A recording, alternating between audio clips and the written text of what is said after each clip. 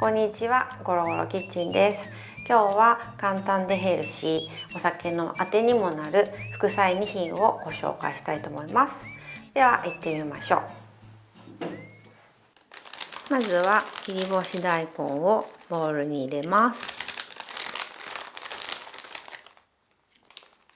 切り干し大根がひたひたになるぐらいに水を入れていきます。この辺はそんな適当な感じで大丈夫です。きゅうりは千切りにします。日本のきゅうりは普通に千切りでいいんですが、ヨーロッパのきゅうりは大きくて中の種も大きく水っぽいので、そこを取り出したいので種の部分を切ってしまいます。で、このうちのきゅうりはヨーロッパのでっかいきゅうりなので斜め薄切りにします。人参はまず外の皮を剥きます。人参は下の部分だけ切り落とします。ラディッシュもひげの部分だけ切り落とします。人参をスライサーで千切りにします。千切りはあまり細切りでないスライサーがいいです。ラディッシュもスライサーで薄い輪切りにしてきます。ラディッシュの葉っぱを残しているのは、ちょっとギリギリまでスライスして食べたいからです。人参の千切りとラディッシュの薄切りの入ったボウルの中にきゅうりを加えます。野菜はちょっとそのままだと水っぽくなりがちなので、一回塩をして水分を不要な水分を抜きます。水で戻した切り干し大根はよくぎゅっと手で絞ります。切り干し大根は戻したままだと長いので一回切ります。で、切った切り干し大根をほぐしながら保存容器に入れます。直接も保存容器に入れちゃいます。ハムは大きさと形にもよるんですが、短冊切りにしたいので4、5センチぐらいの長さの短冊切りになるように切ってみてください。ハムは切り干し大根の入った保存容器に加えていきます。ほぐしながら入れてやってください。水が出た野菜は手でギュッとまた絞って切り干しハムに加えます。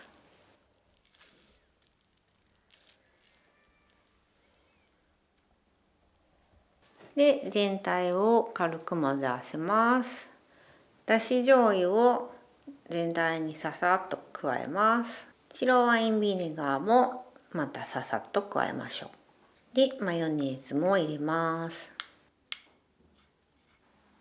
で、ヨーグルトを入れます。うちはギリシャヨーグルトを入れてますが、普通のヨーグルトなら少し水切りした方がいいかもしれません。最後にごまを入れます。ごまはたっぷり入れちゃっても OK です。で、全体に味が、調味料がよく行き渡るように混ぜ合わせます。お箸でせっせとくるくるとしていただければいいかと思います。で、胡椒を入れます。で、かき混ぜてみて味見をしてみて、もし塩がちょっと塩気が薄いなと思ったらお塩を入れたり微調整してください。ちょっと塩気が足りないので塩をプラスします。さらによく混ぜて、味が全体に馴染んだら出来上がりです。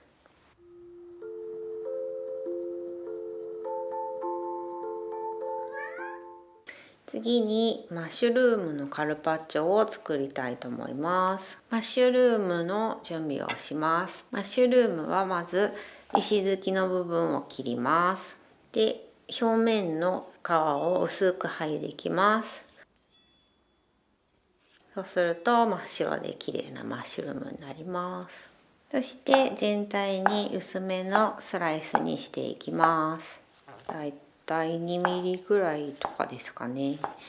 でもこうコリコリした食感が好きなら厚めでも大丈夫です。お好きな形でどうぞ。でスライスしたマッシュルームをお皿の上に全体にくるくると回す感じで並べていきます。マッシュルームが白っぽいのでお皿に色があるものだと食べているうちにあらお皿がとなると思います。マッシュルームの上にパルミジャーノチーズをスライスしていきます。スライサーでスリスリと上からかけていきます。イタリアンパセリをみじん切りにします。イタリアンパセリはあってもなくても別にいいんですけど、あった方がアクセントになって美味しいと思います。最後にドレッシングを作っていきます。まずレモンを絞ります。次に塩を入れます。で塩が溶けるようにちょっとかき混ぜます。オリーブオイルを入れます。オリーブオイルはレモンの量と同じくらい、同量ぐらい入れましょう。で黒胡椒を入れます。でドレッシングになるようよく混ぜ合わせます。これでドレッシングは出来上がりです。イタリアンパセリのみじん切りをマッシュルームの上に散らします。で乳化するようよく混ぜたドレッシングを全体に上からかけます。はい、できました。はい、こんな感じでしたがいかがでしたでしょうか。早速試食をしてみます。まずはですね、マッシュルームのカルパッチョ。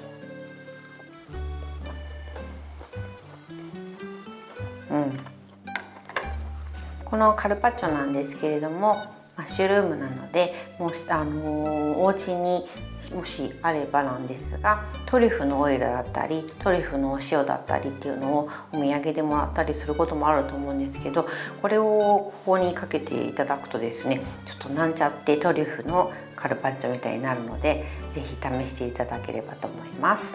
そして切り干し大根のサラダなんですけれど、これはお野菜がたくさん入っているのでヘルシーですし、作り置きにもできるので、このサラダとあとこのマッシュルームのカルパッチョは本当に我が家でもすごく毎日はないですけど結構食卓に出ていて、お酒にも合わせやすいと思うのでここにも用意してますが、是非晩酌とともに食べていただけたらなと思います。はい、そんな感じで簡単ヘルシーな副菜2品でした。いかがでしたでしょうか。また今後も続々新しいメニューを出していきたいと思っていますので、是非チャンネル登録と高評価の方をよろしくお願いします。ではまた次回に。ゴロゴロキッチンでした。